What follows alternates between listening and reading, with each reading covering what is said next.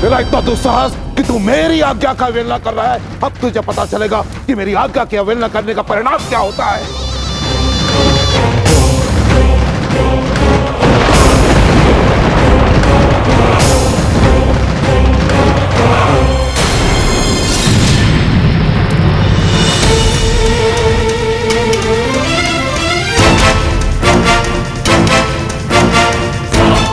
महाराज, मुझे माफ कर दीजिए।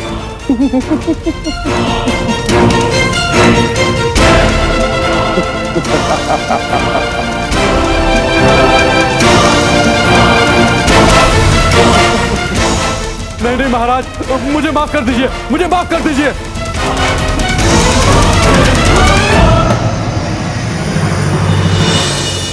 ये होता है कंस की आज्ञा की अवहेलना करने का परिणाम। अब इसमें आजीवन रहना। हाँ?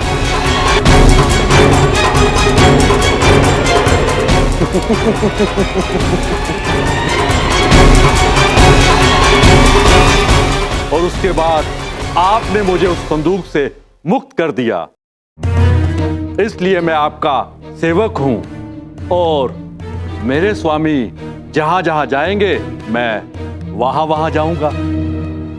कान्हा, अब हमें चलना चाहिए, घर जाने का समय हो गया है। किंतु दाऊ, यक्ष का क्या करेंगे? यदि मैया के समक्ष इसको लेकर गए तो बहुत मार पड़ेगी। हाँ, ये बात तो ठीक है कान्हा, हम इसे घर तो नहीं ले जा सकते।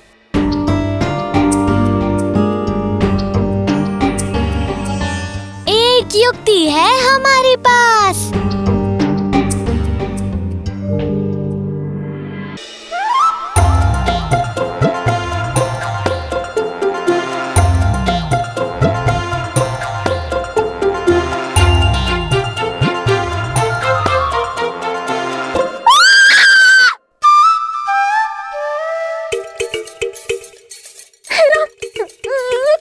मैया, भयभीत मत हो, ये तो बस एक पुतला है।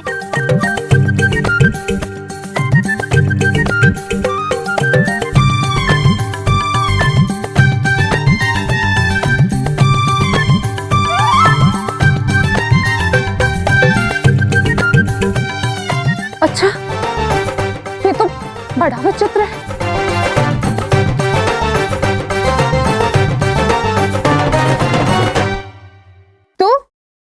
तो पहले ये बता कि तुम दोनों भाई थे कहां पर? संध्या से रात्रि हो गई तुम्हारी प्रतीक्षा करते करते, किंतु तुम्हारा कोई अता पता नहीं। कहां थे तुम दोनों? अगर एक क्षण और देरी से आते ना तो तुम्हें खूब मारती मैं। अरे मैया, हम तो जल्दी घर आ जाते, किंतु इस पुतले के कारण समय लग गया। ये पुतला हमें मार्ग में मिला था। मैया, अब शांत हो जाओ ना। अच्छा,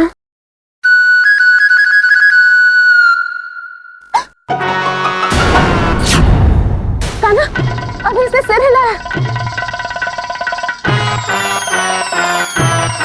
नहीं मैया, ये पुतला है, पुतला कैसे हिल सकता है? अवश्य आपको भ्रम हुआ होगा।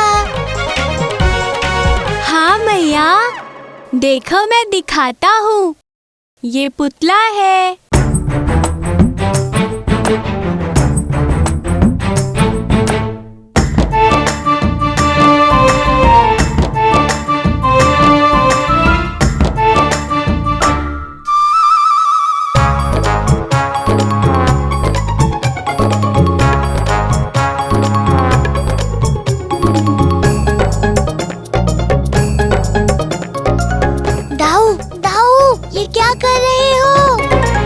यक्ष को गुदगुदी हो रही है, उसे छींक आ रही है। देखो बेचारे ने जैसे तैसे छींक रोक रखी है। मत करो ऐसे। दाऊ, मैया समझ गई है कि ये पुतला ही है। देखा मैया, इसे कुछ भी नहीं हुआ और छींक भी नहीं आई। मैया बड़ी भूख लगी है, माखन खिलाओ ना। हाँ हाँ लल्ला, अभी तेरे लिए माखन लेकर आती हूँ। अच्छा लल्ला सुन, तुझे इस पुतले को उठाने में कठिनाई हो रही होगी ना? जाकर सेवकों को बोल दे, वो उसे तेरे कक्ष में रख देंगे।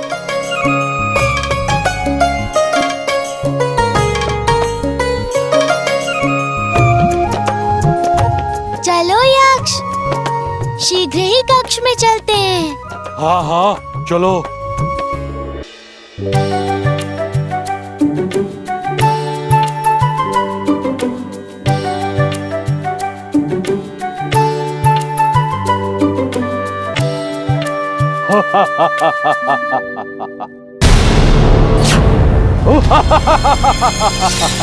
रुक जाओ, डरो मत,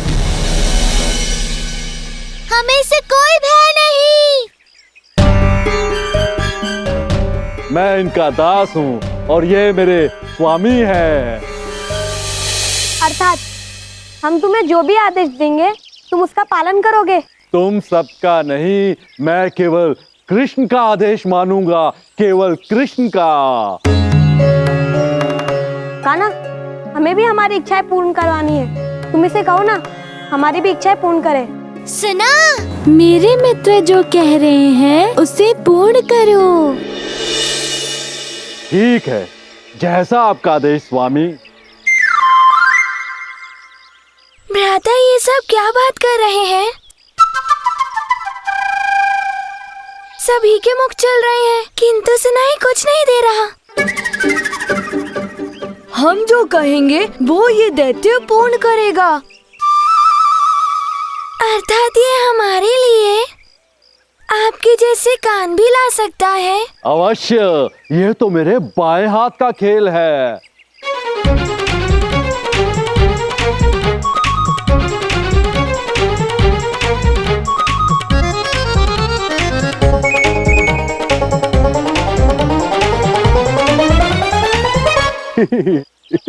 अरे मेरे कान ठीक हो गए। भ्राता मुझे सब सुनाई दे रहा है। मेरे कान कहाँ गए? ये क्या किया तुमने? मुझे मेरे कान लौटाओ। ये क्या किया तुमने? इसे पुनः ठीक करो। जैसी आज्ञा स्वामी, अभी लीजिए।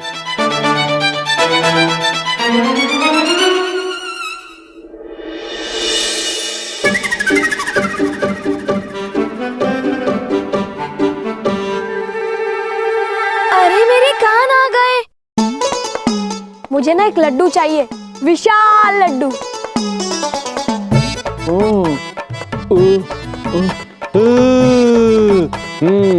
अभी लो।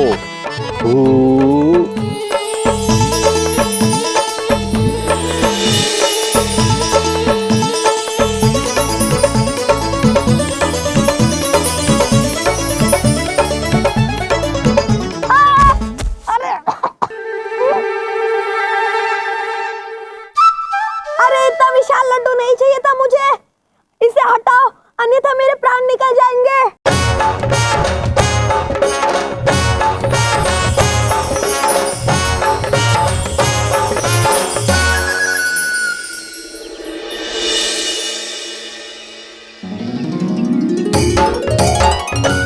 ये ना दिमाग से थोड़ा पैदल है, कि हमें सब कुछ समझाकर मांगना होगा, अन्यथा लेने के देने पड़ जाएंगे।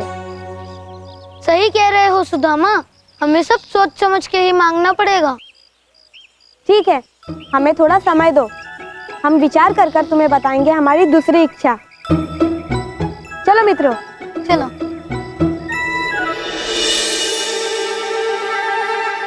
चलो दाऊ, हम भी चलते हैं। हाँ हाँ चलिए। और तुम कहाँ जा रहे हो? हम दिन में कहीं अपने साथ नहीं ले जा सकते। तो मैं कहाँ जाऊंगा? आप यहीं रहकर सारे तारे गिनो, फिर हमें बताना आसमान में कितने तारे हैं। जी स्वामी। चलो दाऊ। अभी तारे गिन के आता हूँ सारे।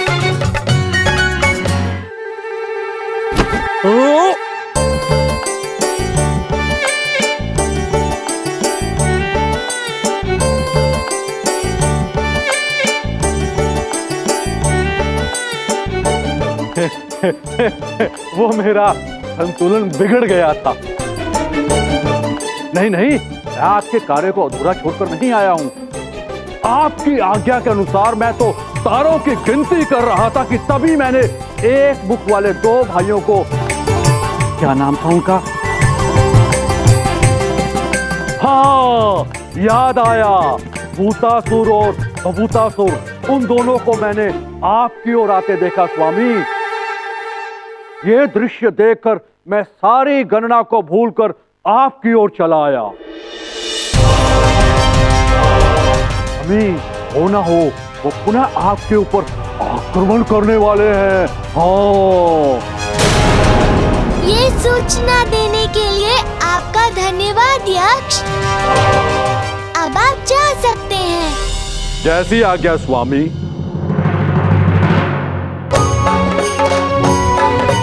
परंतु कान्हा, ये दोनों असुर तुमसे किस बात का प्रतिशोध ले रहे थे?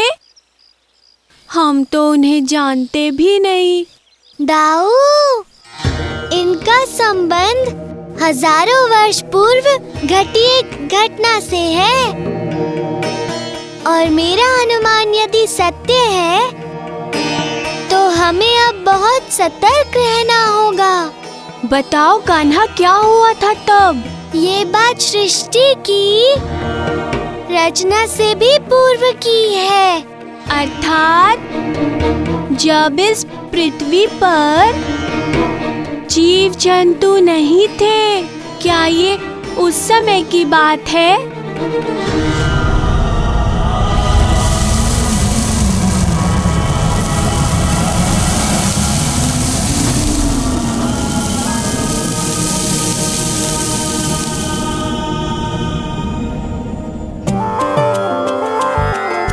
जब इस पृथ्वी लोक पर समुद्र और झीलों के सिवा कुछ भी नहीं था, चारों ओर अपार जल था।